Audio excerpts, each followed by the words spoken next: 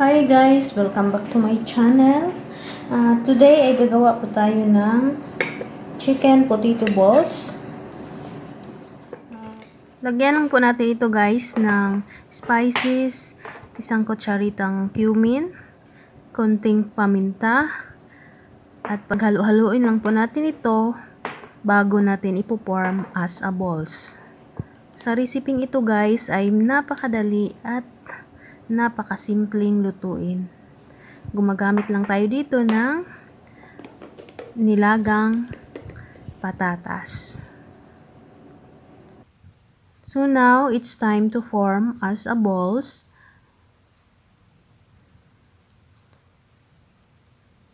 Depende na yan sa inyo kung anong size na gusto nyo. Malaki or maliit.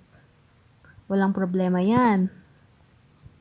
I-continue lang natin yung pagpo-form ng balls hanggang sa matapos ito.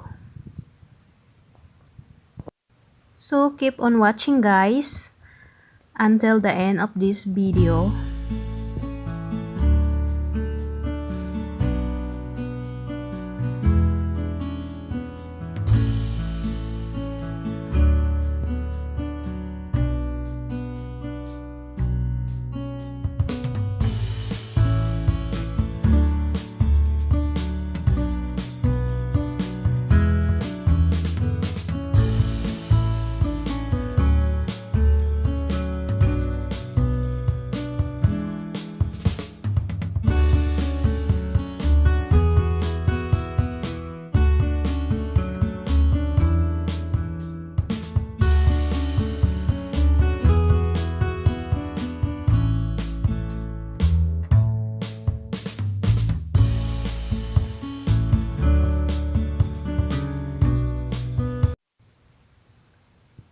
So, ito na guys, natapos na natin na form yung potato as a balls. Isusunod naman natin yung pagluluto ng chicken slice. Na-slice ko na po ito ng cubes. At saka po natin ito i-stir fry ng ilang minutes hanggang maluto po ito.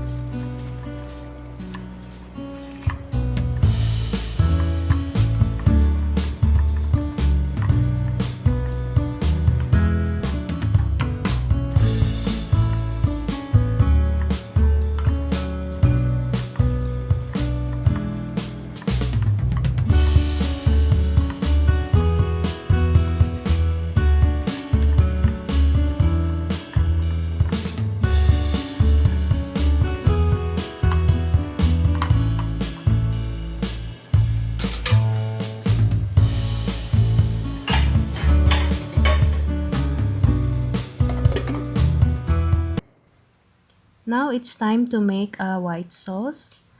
Naglagay lang po ako ng 1 cup na milk.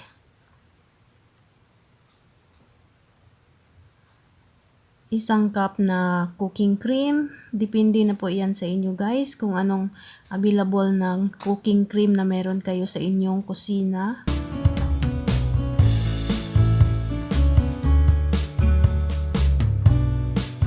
Lagyan din natin ito ng 1 kutsaritang asin, kunting paminta,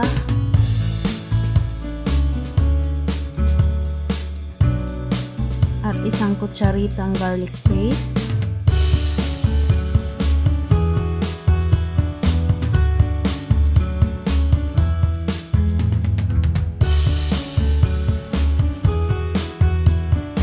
Maglagay din po tayo ng harina. 2 kutsarang harina. Ang harina po guys ay pampalapot po ng sauce.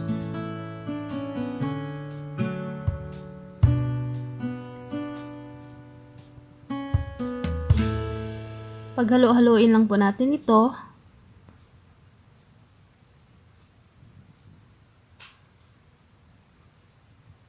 Naglagay din po ako ng mint. Dry mint po. Optional lang po ito. Kung gusto nyo ng may herbs.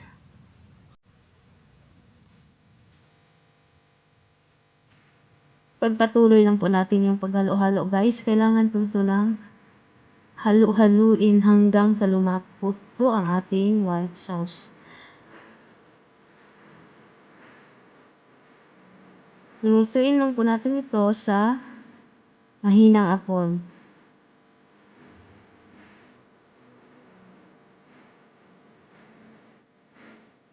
So, keep on watching guys.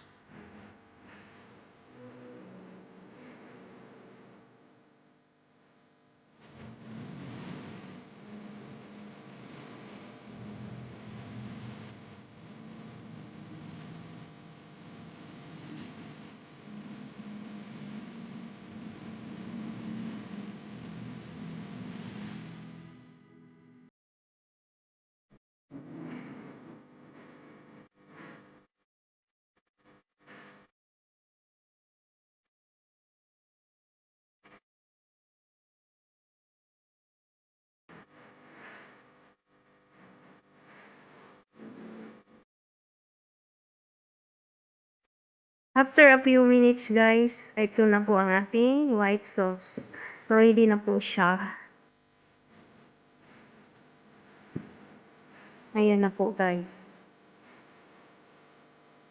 Now, yung chicken natin is ready na rin.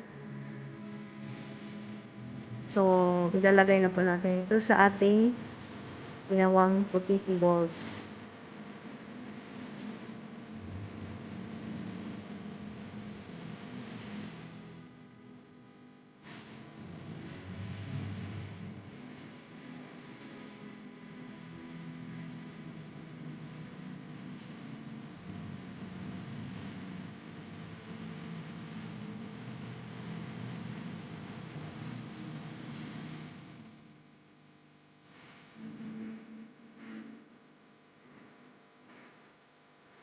Ihalo lang po natin ito guys sa top ng potato balls.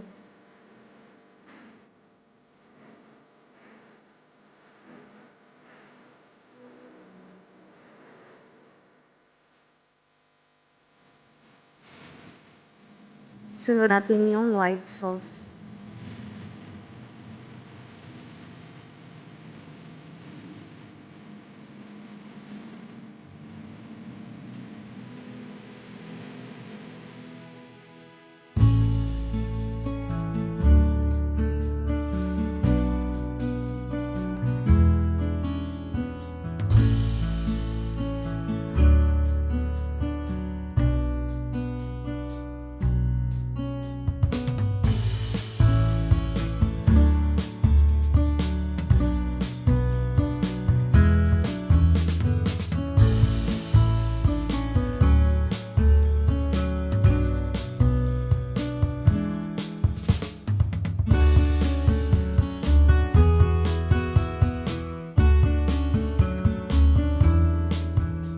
Lagyan po natin ito ng mozzarella cheese para pang padagdag ng lasa niya.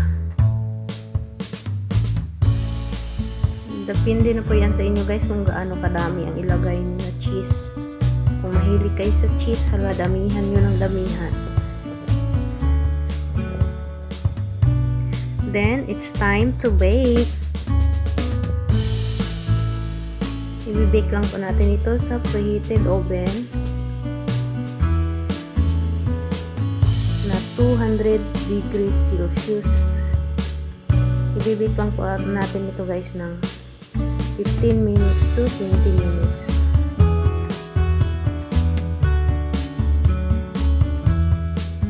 After 20 minutes guys, ito na po ang ating chicken potato balls. Naluto na po yan, guys.